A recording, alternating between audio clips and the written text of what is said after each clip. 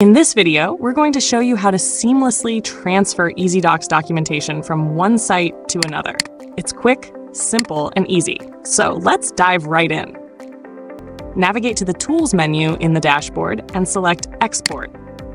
After clicking on the Export tab, you'll see options like Pages, Posts, Docs, etc.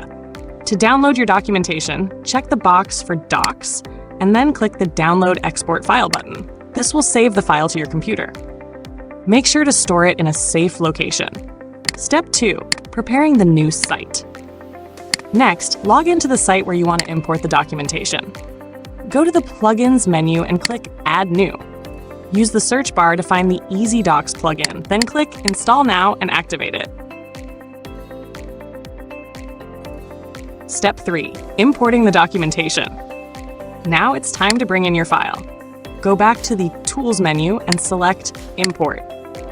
Click Install Now or Run Import, depending on the option shown. Upload the file you downloaded earlier and click Upload and Import. Don't forget to check the Download and Import Attachments option to ensure all attachments are transferred.